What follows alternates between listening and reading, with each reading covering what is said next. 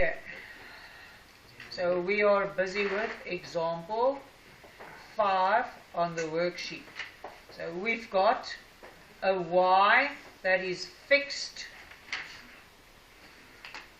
positive y, it is fixed to a wall, and we've got a negative x that swings towards y because there is a force of attraction.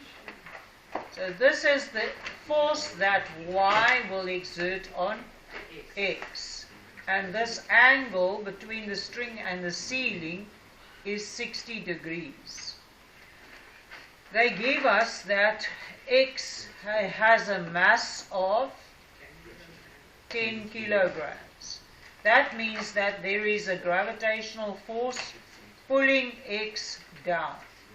The distance between x and y is, that distance between x and y is 50 centimeters. 50 centimeters.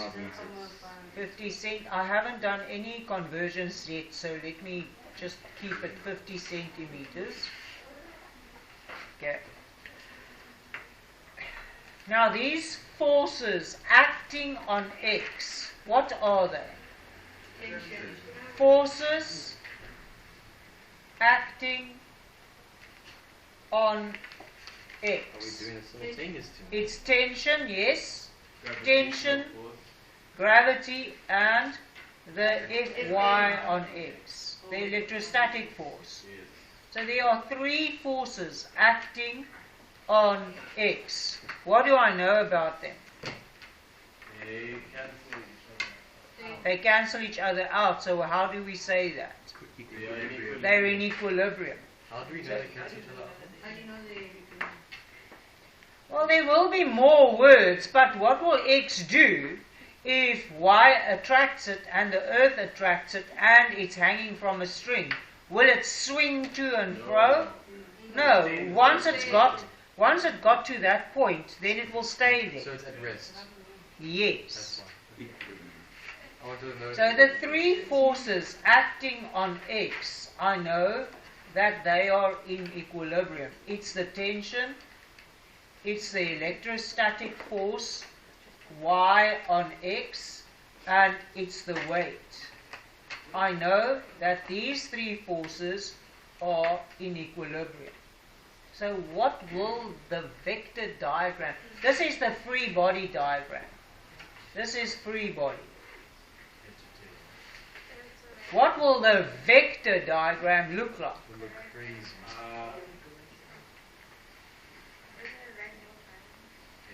There is a problem with you talking while I'm asking you to pay attention here. What will the vector diagram look like?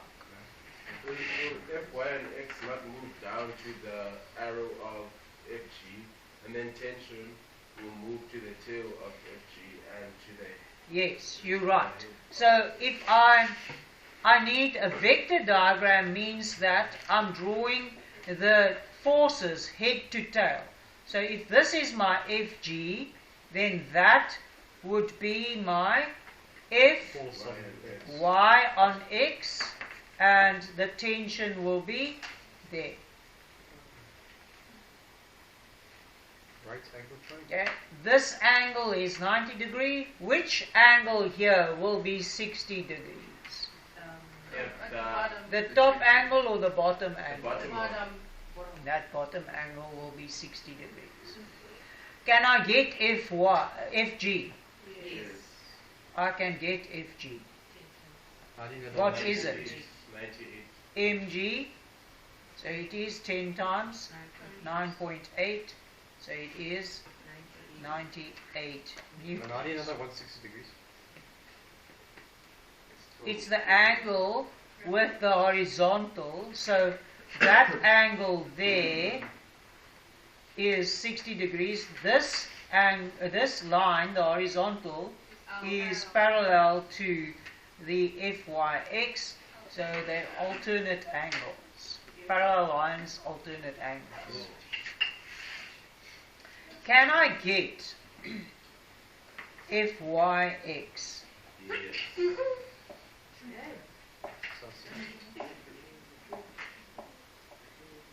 How can I get fyx? F equals R squared. No. It's You can do a K Q1, Q2. Then they both. oh yeah. If I've done this, I can say 9 times 10 to the power 9. And they told me that qx is equal to qy. So can I say qx squared? Aha. Yes. Yes. Aren't we supposed to use that thing, the one with the, that thing, man? I'm getting there. The one that, no, man, I'm talking about the other calculations of charge, like the other formulas. Aren't we supposed to use that formula that says n equals to... Yeah, oh, okay. But wait, man, aren't we supposed to use the Q of field forces?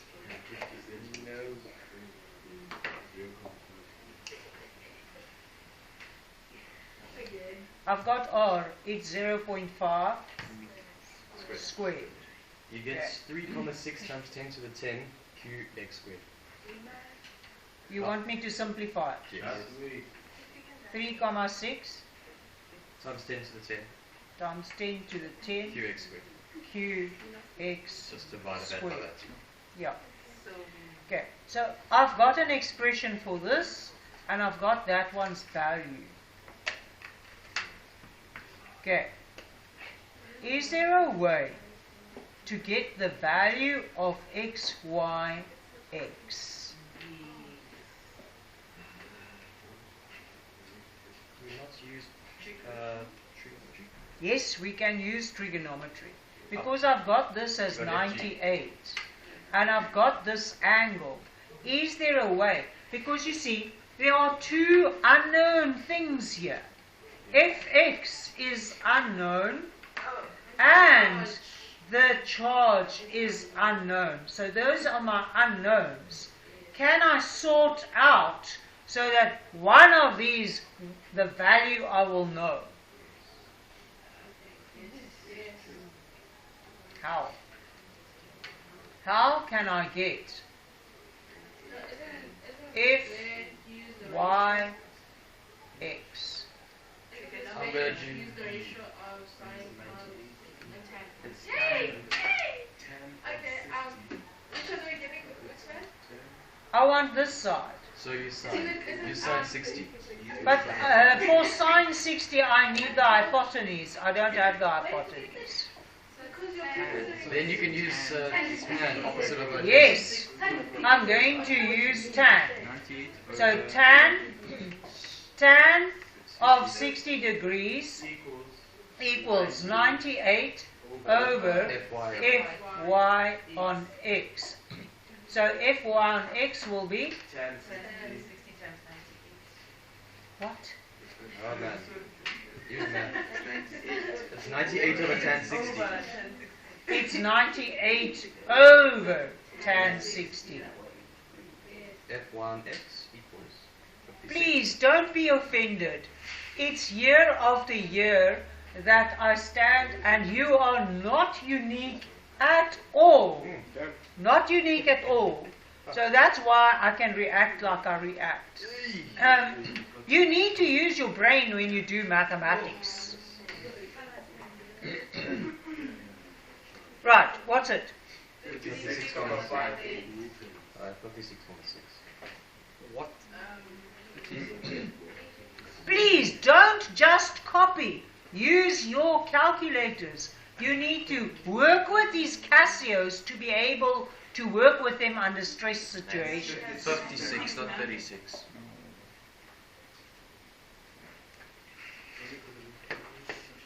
Like that. Yes. Confirmed?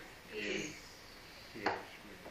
So, my beloved children, I've got this value, 56 0.961,58. And I substitute it into the place of Fyx in Coulomb's expression. So what is Qx's value? You put 6 and 10 to Sorry, the second. 3,96 3,96 times 10 to the 5. Negative 5. then you square root that. No, that's the You already answer. took the square root. It's the square root of 1,57 times 10 to the 9. Yes, ma'am. And in reality, And now we can find C. the Qx, we could have found T long time ago, is negative 3.96 Yes. times 10 to the minus 5 coulombs. Correct. Wait, Yeah. just to double check. So what they did basically. Maths is the language of all sciences. So the force is acting between two identical metal spheres, a distance r apart. So they give no values. They say that they are a distance r apart, so it's 1 and 2, and they are q1 and q2. No values given. So the force between them will be directly proportional to the product of the charges and inversely proportional to the distance between them squared. Either you can use F directly proportional to Q1, Q2, or you can use F inversely proportional to R squared, or you can combine the two. Okay, so in number A, the one charge is doubled. So there, what will happen to the force? The force will be The force two will times be its initial doubled. magnitude. That is what this question wants you to do. Yeah. Okay? Number B says the distance between the charges are doubled, so I'm going to jump to that one. The distance between the charges are doubled, but remember, the distance must be squared. So double the distance must be squared, so this will become a A quarter. quarter of F. So the answer is a quarter F. Okay?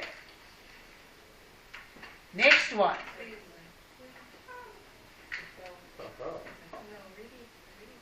Next one, number C.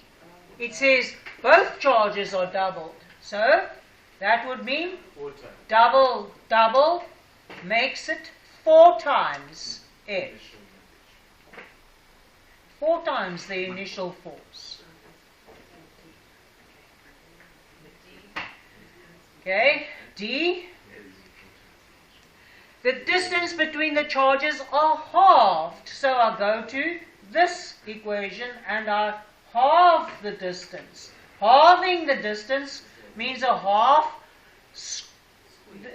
squared. That makes it a quarter r squared. But all that is underneath 1. So that becomes 4f. 4f.